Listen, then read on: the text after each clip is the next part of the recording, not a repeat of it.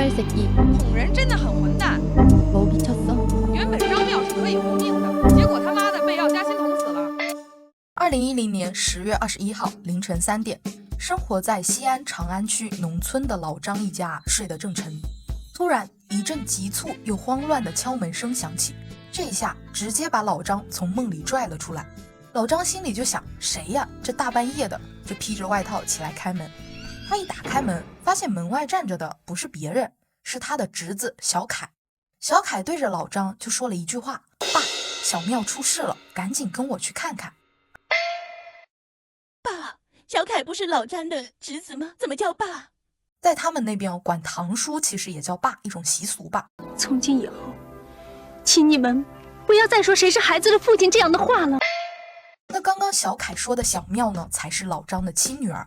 女儿张妙原本在侄子小凯的麻辣烫店里打工，那当天晚上一直没回家。老张本来就有点急，这一下听到小妙出事就更着急了，也顾不上多问。老张胡乱穿好衣服，连鞋都没提好，就跟着小凯冲出了门。两个人开着摩托车一直开到陕西师范大学北门外的翰林路上。一下车啊，老张就看到现场有几辆警车停着，还拉起了警戒线。警戒线内还有一辆电动自行车已经被撞得歪七扭八，地上还有一大滩血迹，还有一具尸体。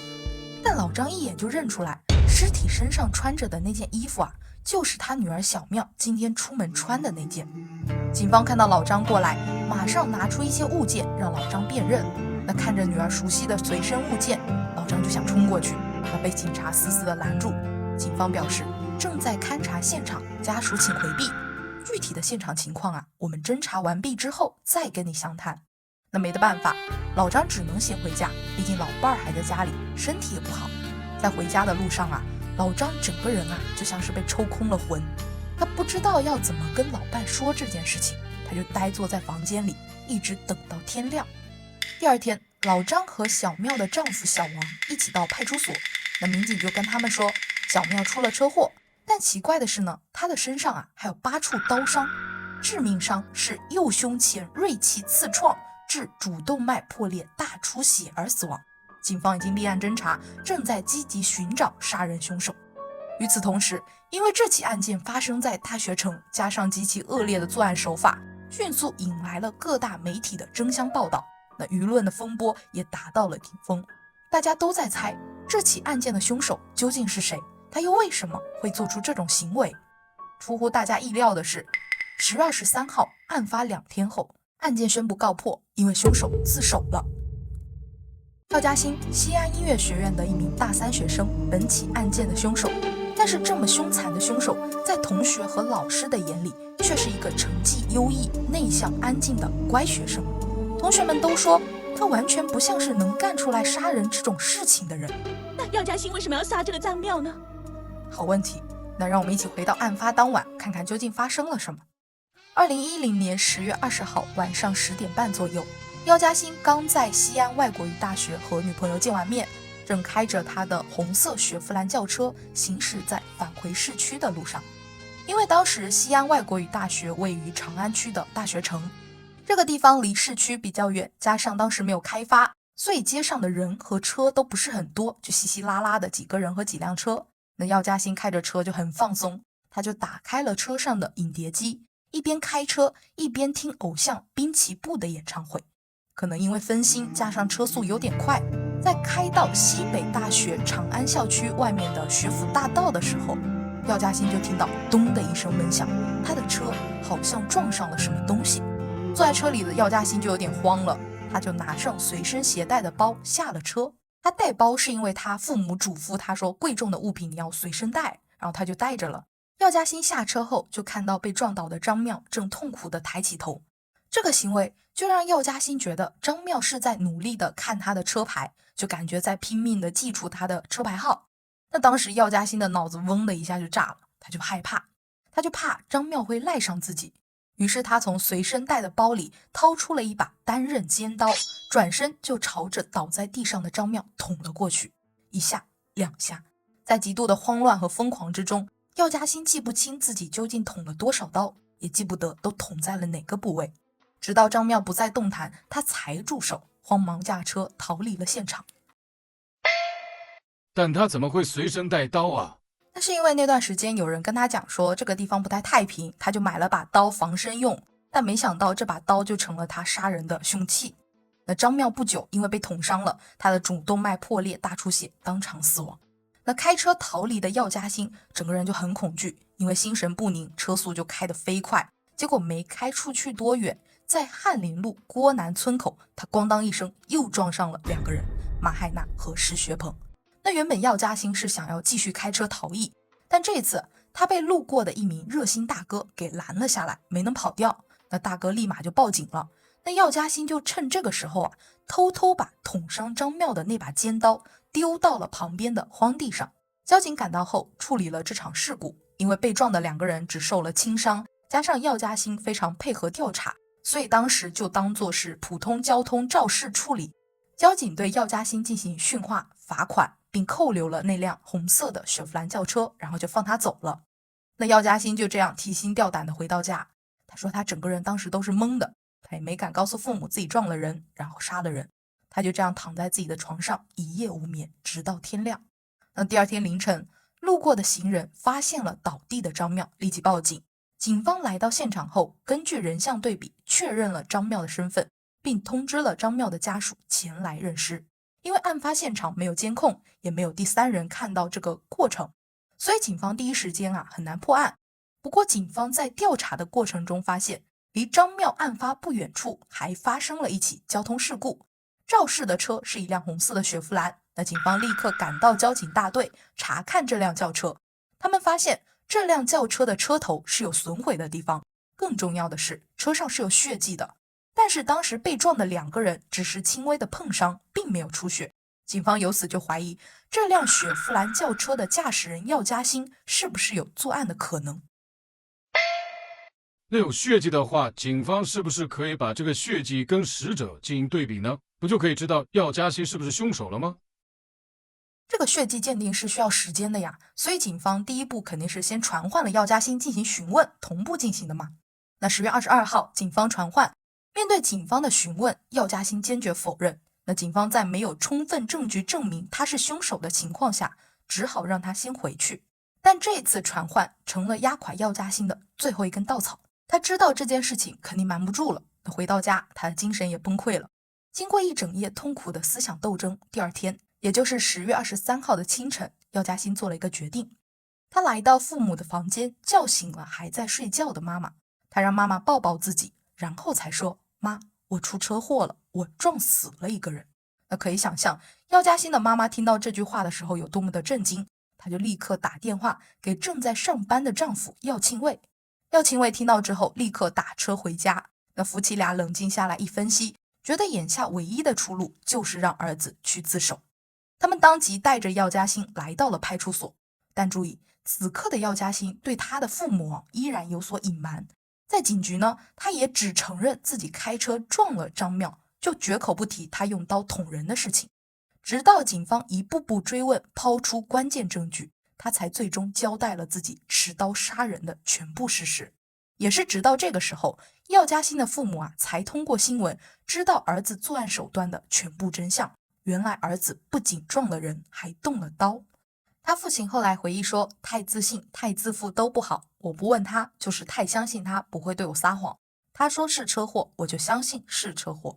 他母亲说，我看新闻才知道他动刀了呀，我就想问他为什么要带刀，儿子为什么要这样。他说，你撞了人你可以报警的，车是上了全险的呀，为什么要动刀呀？他不理解。而药家鑫母亲每说到刀这个字的时候声音都会重重的颤一下。10月28号，法医的鉴定报告给出了一个更令人扼腕的细节，也正是这个细节把药家鑫推向了舆论的顶峰。原来张妙在被撞倒后仅仅只是左腿骨折加后脑磕伤，也就是说，如果药家鑫当时立即送医救治，张妙完全有可能得救，而且医药费可能连1万块钱都不需要，这件事情就能妥善解决。但是药家鑫却在几秒内选择从包里拿出刀捅向他。시발새끼 捅人真的很混蛋。 너 미쳤어?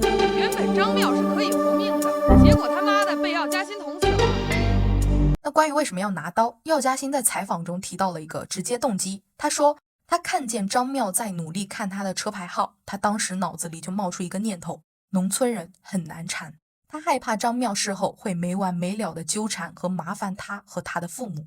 而就是这句农村人很难缠成了舆论强烈要求严惩他的重要原因。在当时的各大媒体报道中，纷纷都在强调他说的农村人很难缠这句话。而后半句他说害怕张妙事后会没完没了的纠缠和麻烦他和他的父母，这句话呢却很少会报道出来。但这句话恰恰揭露了更深层的动机。我们接下去结合药家鑫的经历，会发现这句话的背后是一种深入骨髓的恐惧。他不是怕法律，不是怕警察，他最怕的是给父母惹麻烦，是害怕面对父亲那双审视的眼睛。所以在那一刻，他选择消灭麻烦，不惜一切代价。那为什么药家鑫会那么害怕给父母惹麻烦呢？我们可能得回过头，跟随药家父母的回忆，一起去看一看药家鑫的过往。药家鑫1989年11月7号出生在陕西省西安市的一个军人家庭里。他的爸爸药庆卫曾经是驻场军代表，妈妈则是机械厂的一名库管员。他们两个都是当时比较普遍的传统型家长，就是比较严格。那按理来说，这应该是一个稳定传统的所谓的高知家庭，但是这种家庭氛围却成了药家鑫沉重成长的开始。药家鑫的童年和我们大多数人都不一样，我们3岁的时候可能还在玩泥巴，但是药家鑫从3岁就开始学钢琴，不是在培养兴趣，而是严格的军事化管理。因为他爸爸常年不在家，都在外工作，所以药家鑫大多数的时间都是和妈妈待在一块。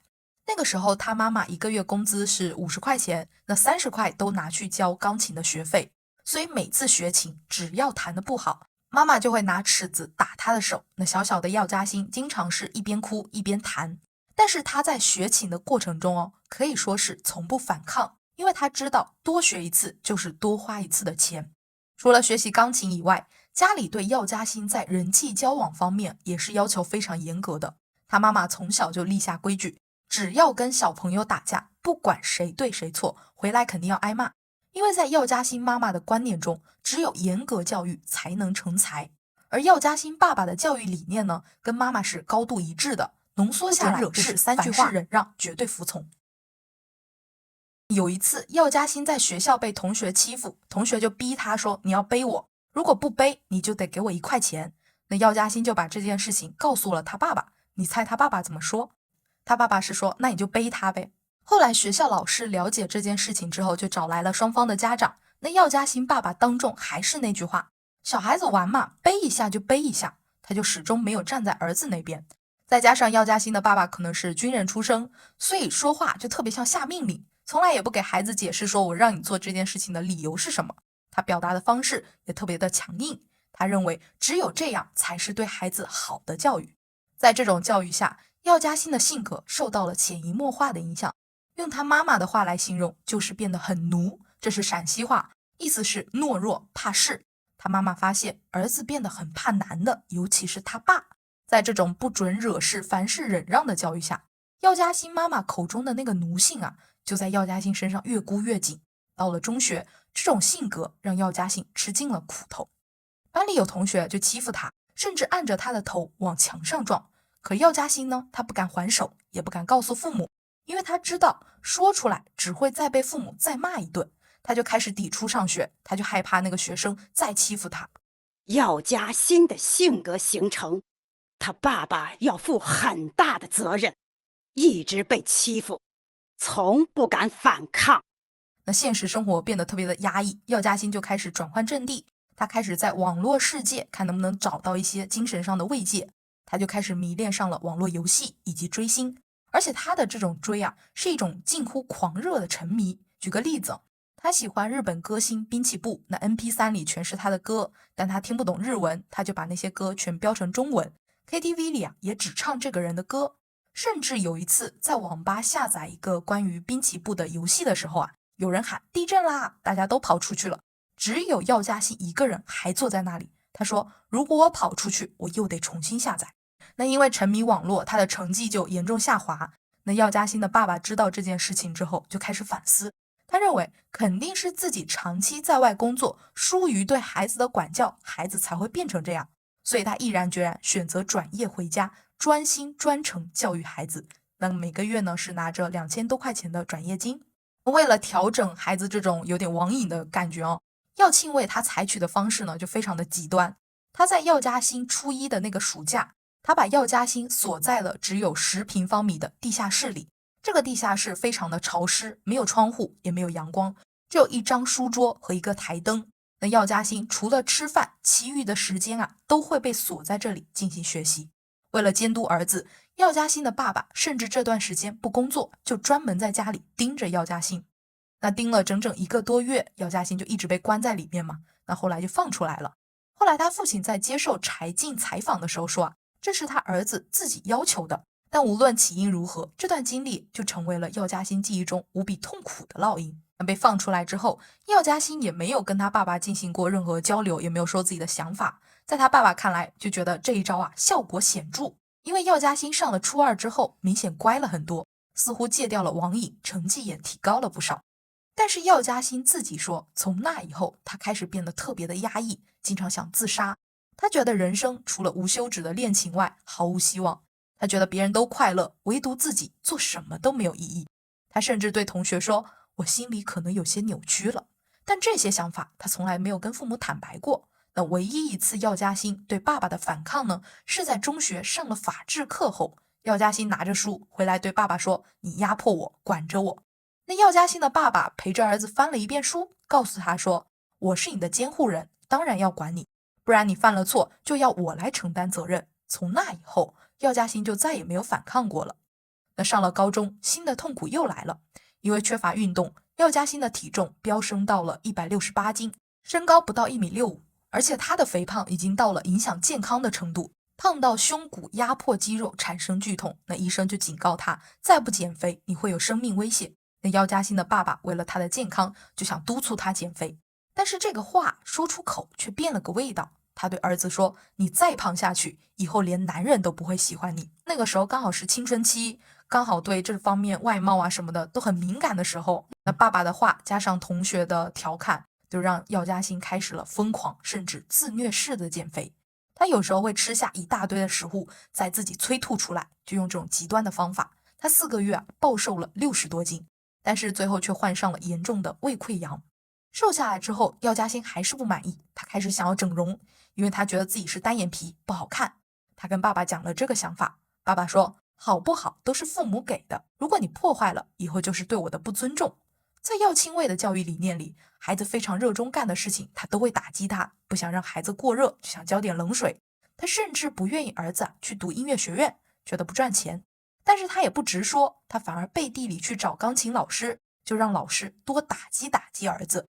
那耀嘉欣一直蒙在鼓里，就只能对父亲说，我上一次课就被打击一次，越上越没信心了，怎么还要拐着弯通过老师的贬低去打压他呢？就不能理解吗？但即便在这种打击下，耀嘉欣在2008年7月还是以优异的成绩考入了西安音乐学院。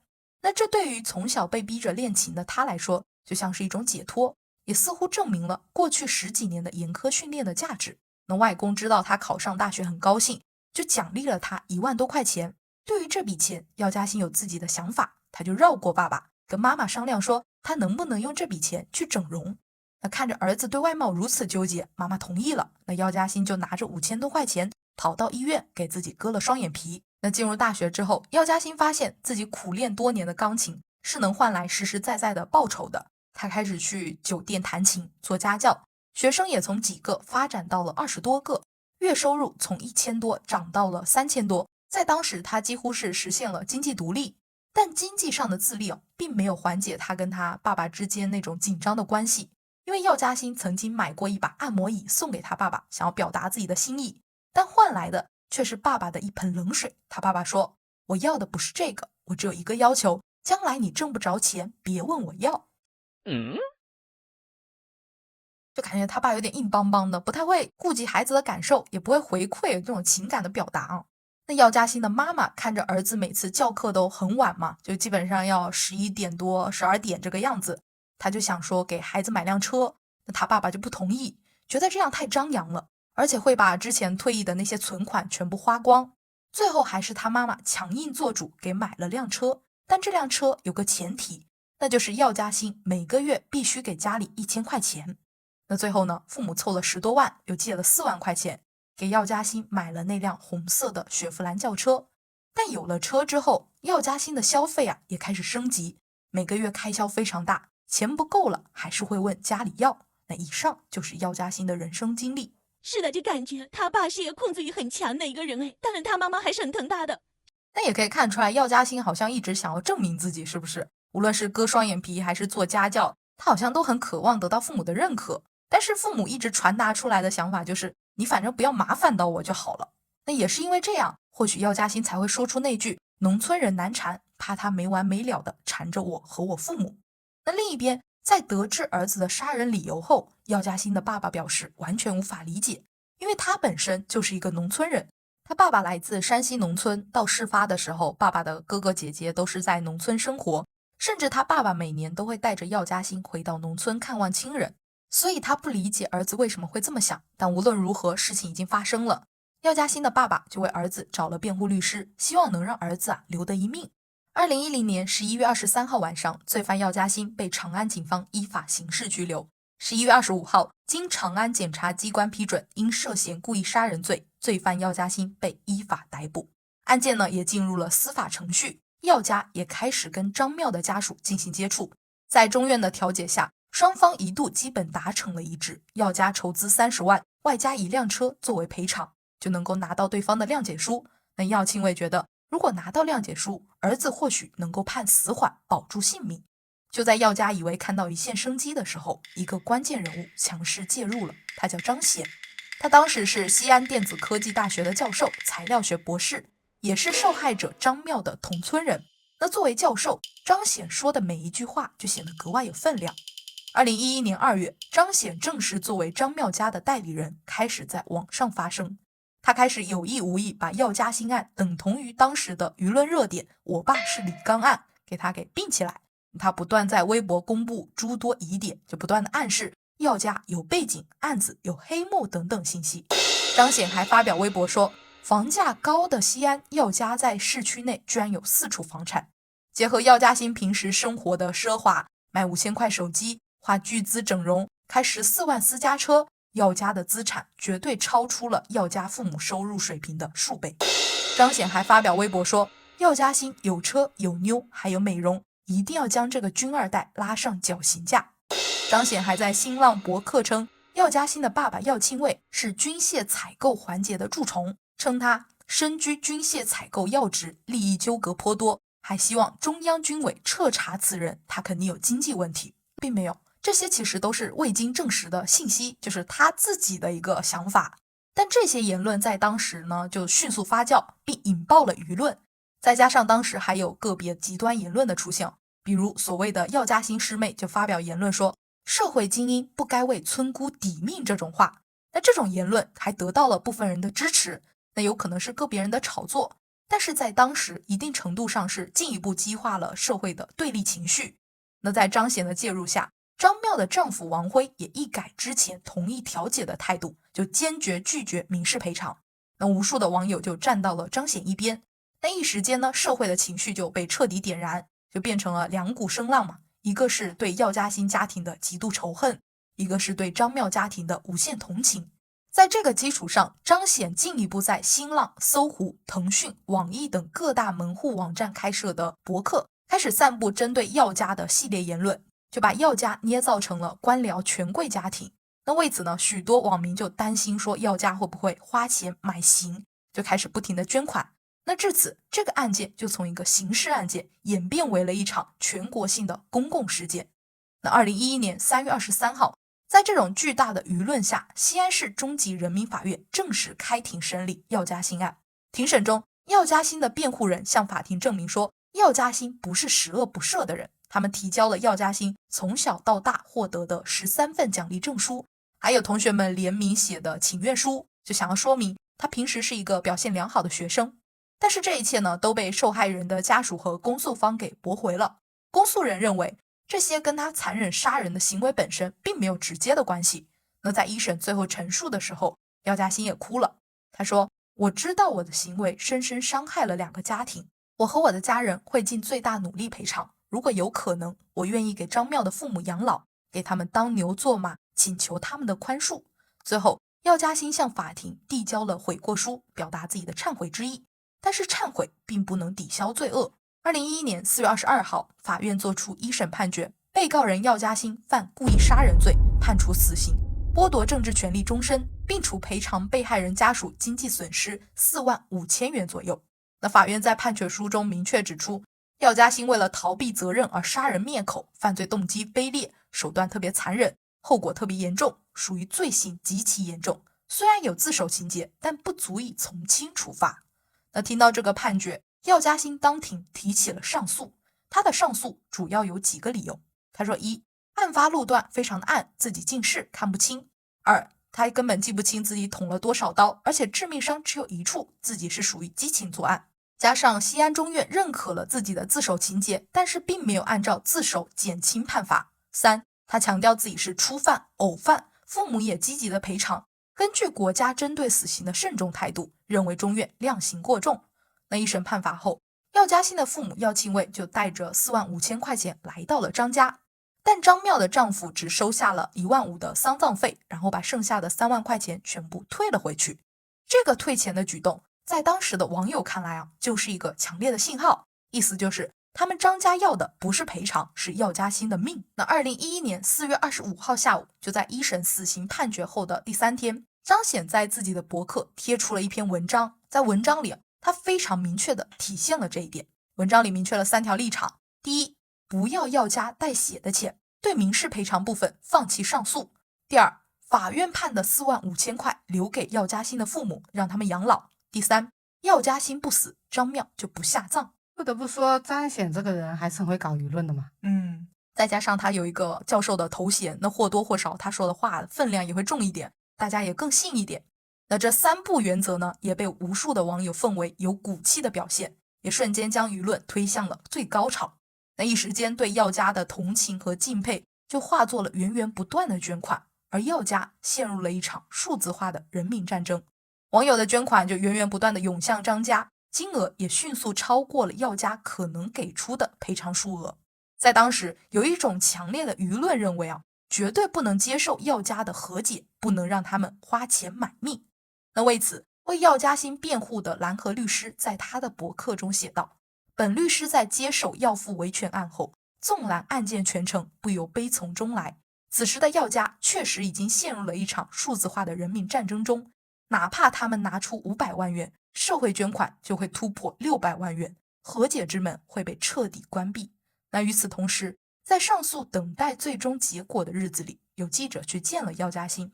那药家鑫看着自己的手说，这双手以前总被夸好看，适合弹琴，而如今这双杀过人的手就和我的身份一样天差地别了。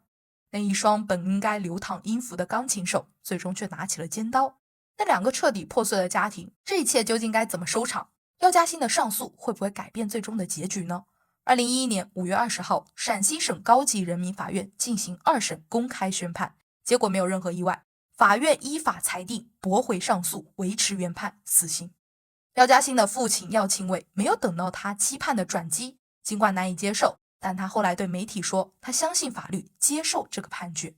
就在死刑复核期间，2011年5月31号，药家鑫的爸爸开设微博，在向遇害者张妙家道歉的同时，开始把矛头指向张显，就表达自己的不满。他说，张显在微博上编造了许多子虚乌有的事实，就是为了让广大不知情的网民对药家鑫的父母产生仇恨。6月1号，药家鑫的父母带着20万元的现金再次来到张妙父母家中。这一次，张妙的父亲张平选暂时收下了钱，但几天后，这笔钱又被高调的退了回去。那作为张家代理人的张显再次发文说，这是药家想在最后关头求情，意图用这20万换取轻判，是他坚持让张家退回了这笔钱。他非常坚定他的立场，只要命。这笔钱被退回后，6月5号，药庆卫在微博上写下了一段话：现在这20万也被你父母不知出于何缘故退了回来，我们也会把这20万用专门的账户存着，留待你的父母和孩子将来确实需要的时候再来拿。因为这是药家鑫最后的愿望，做父母的一定会去完成。2011年6月7号，经最高人民法院核准，药家鑫被执行死刑。在执行前，药庆卫见到了儿子最后一面，只有10分钟。药庆卫后来回忆说，他一进去，药家鑫就反复对他说：“爸，我爱你。”药庆卫流着泪回应：“我知道，我也爱你。”他说那是他这辈子第一次对儿子说“我爱你”。药家鑫接着说了一句：“你们好好活着，我先走，先投胎，等你们将来走了，下辈子当我的孩子，我来照顾你们。”药家鑫还告诉父母，不要怨恨任何人，一切都是他的错，他愿意赎罪。他还希望父母能够代替自己去看望张妙的父母，他甚至提出希望死后能够捐献眼角膜。但是这个请求被药庆卫坚决地拒绝了。他当时对儿子说：“你身体每一部分都是你爸妈给的，你要完整的来，完整的走，把你的罪恶都带走，不要再连累别人。”药家鑫说了好几次这个想法，每次都被他爸爸立刻顶回去。他爸爸说：“你捐了以后，人家用上你器官，再有什么事，我没有连带责任，我都受够了。”我都替他儿子受够了他儿子怎么做都不对是吧？其实后来药庆卫后悔了，他就反思说，当时觉得儿子说愿意赎罪这些话太成熟，不像是儿子自己的意思。再加上当时网络上很多人骂他们家，说什么药狗药渣，说他是军队高层干预司法，他当时内心充满愤怒，种种复杂的情绪之下，他才最后一次替儿子做了主，拒绝了他的遗愿。那这也是药家鑫最后一次违背自己的意愿，听他爸的话。那会面结束的时候，药庆卫对儿子说：“我从不相信人有灵魂，但这个时候真愿意人有。你有什么事儿没办，给爸托个梦。”那药家鑫用前所未有非常大的声音说：“我托的都是好梦，噩梦不算，不是我托的。”那是药庆卫第一次，也是最后一次听到儿子那么大声的讲话。那当天，药家鑫被执行死刑，他的生命以及张妙26岁的生命都以一种最惨烈的方式画上了句号。那药家鑫的故事到这里就结束了。但是两个家庭的悲剧以及这起案件引发的巨大争论却还没有结束。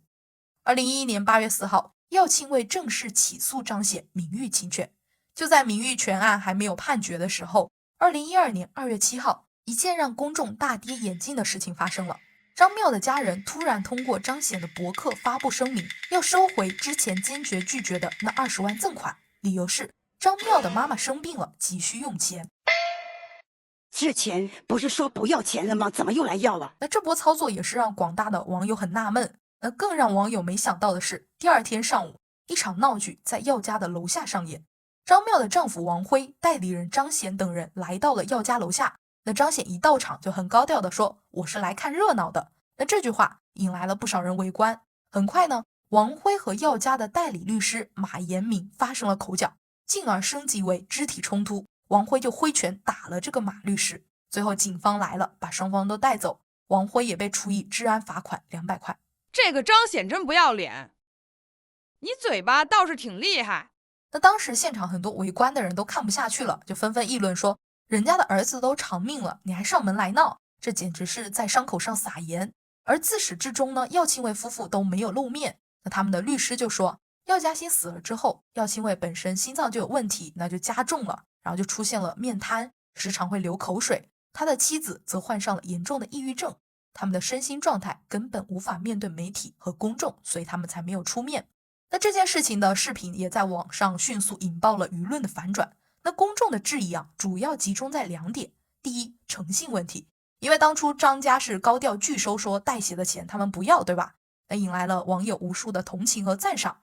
网友觉得现在人都已经伏法了，你又转过头来要钱，他们无法理解。第二点，也就是最关键的一点，之前社会捐款去哪儿了？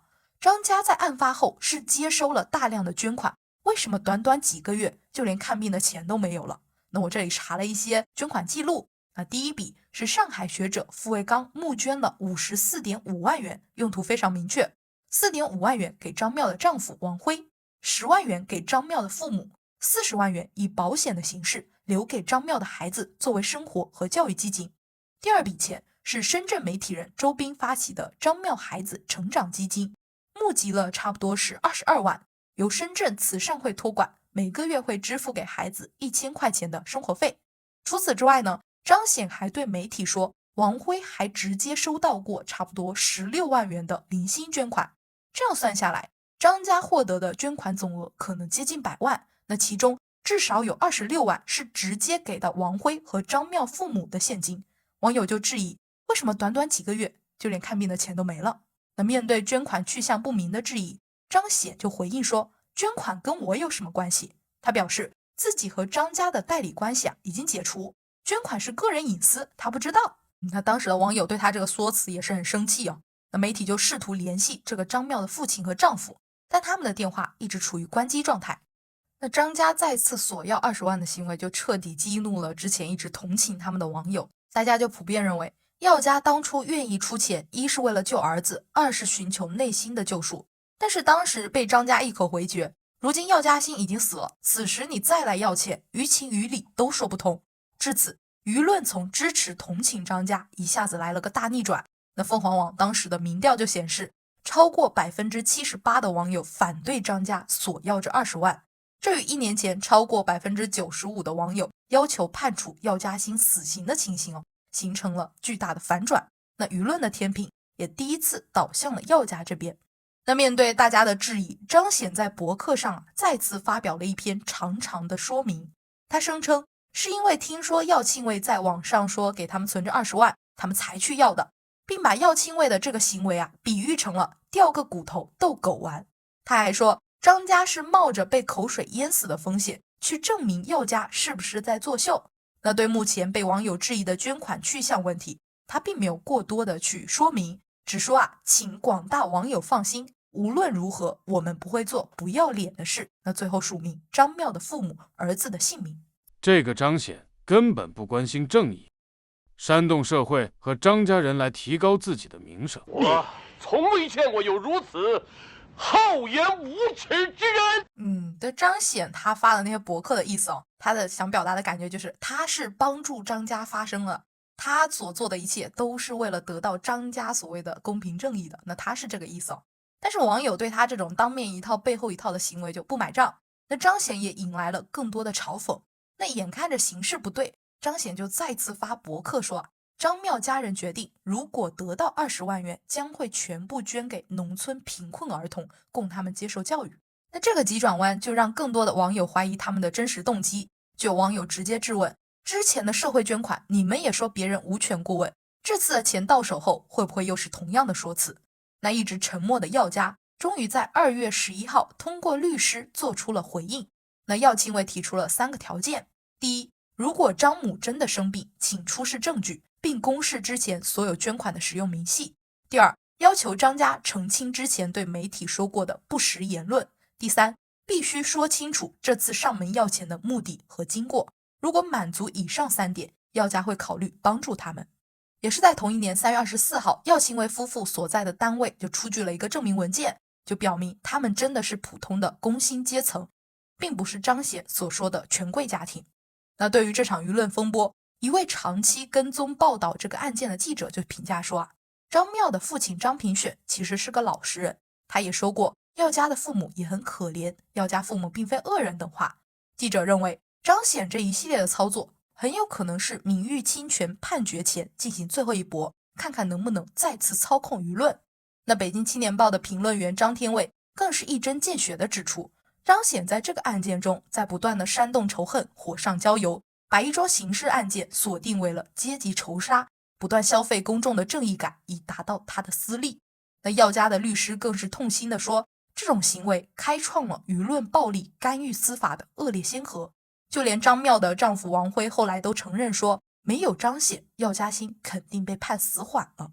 那更值得深思的是，张显事后承认，他发布的很多信息，比如什么药家有4套房药家是军械蛀虫，都是他从微博评论转帖来的，他没有时间核实。